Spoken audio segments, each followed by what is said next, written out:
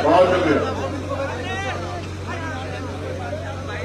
मंगेड़ी की ये सभा यहाँ उपस्थित इस क्षेत्र के सम्मानित ग्रामवासी, नौजवान साथी, बुजुर्ग, हमारी माता बहने, वो जो वहाँ दूर छतों से जो नीचे भी ना आए मगर छतों से हमें अपना समय दे रहे हैं, उनका भी बहुत बहुत धन्यवाद। उन सभी बहनों का, भाइयों का धन्यवाद। भाई अब्दुल वाजिद जी के वजह से यहाँ आने का मौका मिला, मैं उनका शुक्रिया अदा करता हूँ। साथियों, कहने को तो बहुत कुछ है, चुनावी दौर चल रहा है, मेरे ऊपर जिम्मेदारियां ज्यादा हैं। एक तरफ जहां मेरे ऊपर जिम्मेदारी है कि मैं अपने प्रत्याशियों के पक्ष में अपील करूं, उनकी बात रखूं, वहीं समाज की जिस कमजोर वर्ग में मैं जन्मा हूं, मजलूम, मजबूर, उनकी सुरक्षा और उनके अधिकारों के लिए लड़ना भी मेरी जिम्मेदारी। उत्तराखंड में पंचायत चुनाव पिछले 1.5-2 साल से सरकार इस चुनाव को खींच रही, और आप भी बेहतर जानते हैं कि वो क्यों खींच रही है। उनका खींचने का एक मकसद था कि कहीं अगर विधानसभा चुनाव से पहले जिला पंचायत चुनाव हो जाएंगे तो गांव देहात में जो समस्याएं हैं, जनता ने जो 5 साल की सरकार देखी, जो जनता विरोध है, तो उन चुनाव के जो पंचायत चुनाव में उनके परिणाम ऐसे होंगे कि सरकार की हैसियत नहीं होगी कि वो विधानसभा चुनाव में जाए। इसलिए उन्होंने विधानसभा चुनाव पहले कराए, पंचायत चुनाव को टालते रहे। और आज आलम यह है कि आप गांव देहात में जाके देखिए। मैं तो पिछले 5 दिन से हरिद्वार जिला घूम रहा हूं। आदमी सड़क पे चल नहीं सकता, गड्ढे में सड़क है या सड़क में गड्ढा, यही नहीं पता लग रहा है। तमाम एक छोटी सी बारिश ने सरकार की पोल खोल दी है।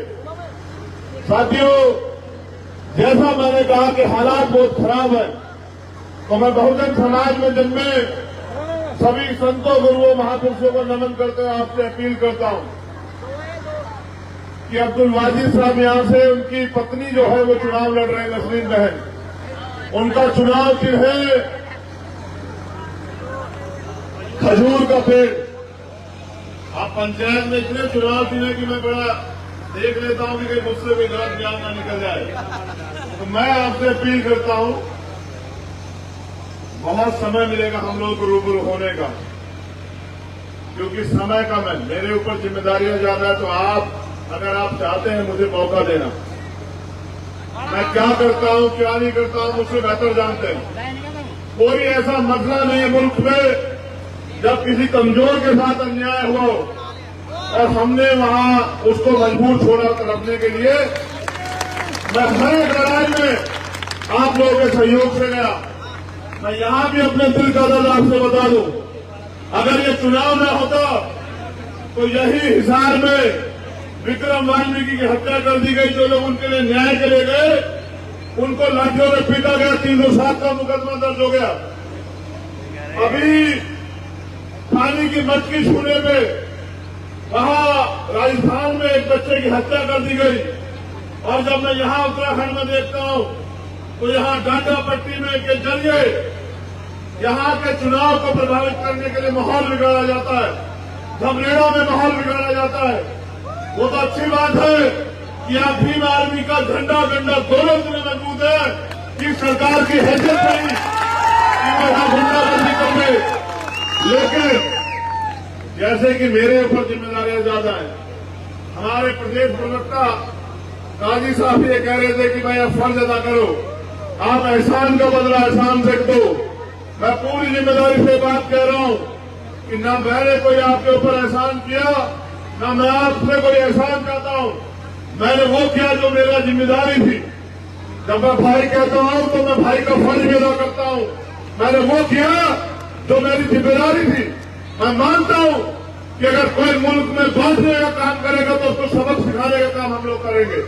भारतीय संविधान जोड़ने का काम करता है। अगर भारतीय संविधान के खिलाफ कोई जाएगा तो हम उसको जवाब देना जानते हैं। मैंने अपनी ड्यूटी अदा की, अपना कर्तव्य अदा किया, मैंने अपना भाईचारा निभाया। कि आज जो उस समय के हालात थे, उस समय जरूरत थी कि एक तरफा माहौल बनाया गया उस माहौल में बताने का कि सरकार का मकसद क्या है। तो मैं नहीं कह रहा हूं कि आप एहसान का बदला चुकाएं, मैं बस आपके सामने एक सवाल छोड़ रहा हूं। जिला पंचायत का चुनाव 5 साल पहले भी आया, विधानसभा का चुनाव भी आया, मैं आपके बीच में नहीं था। उससे पहले लोकसभा का भी चुनाव था। मैं तो आपसे एक अवसर चाहता हूं कि मुझे काम करने का मौका मिले। ये जनता ये तय करती है कि उनकी नुमाइंदगी कौन करेगा, ये जनता ये तय करती है कि कौन अर्थ करेगा, कौन फर्ज करेगा। मैं तो आपके बीच में हूं, इसी उत्तराखंड की धरती पर जन्मा हूं।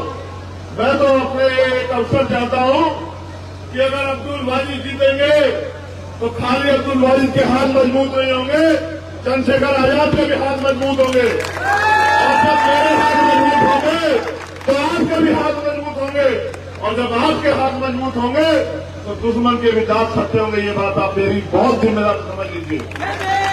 एक और बहुत जिम्मेदारी की बात, अभी तक तो आपने मुझे सड़कों पर लड़ते देखा। मेरा जिला पंचायत सदस्य और विपक्ष और सत्ता का विधायक अगर मेरे जिला पंचायत का काम में या हक का आवाज उठाने में मुकाबला कर ले, उस दिन आप मुझसे शिकायत करना कि चंद्रशेखर भाई आपका आदमी तो कमजोर है। अभी आपने मुझे ताकत नहीं दी है, ताकत दी है उन लोगों को, और वो आपकी वोट लेके घर में बैठे हैं। मैं ये कह रहा हूं कि अब्दुल वाजिद को मदद कराना 26 तारीख को, और मुझे मौका देना कि मैं क्या कर सकता हूं क्षेत्र के लिए और मैं क्या करना चाहता हूं। तो बहुत बहुत शुक्रिया, धन्यवाद, जय भीम, नमस्कार, सलाम। मेरा आपसे यही दरखास्त है कि भाई ये लोकतंत्र है, आप तय करोगे कि आपकी आने वाली पीढ़ियों का भविष्य क्या होगा।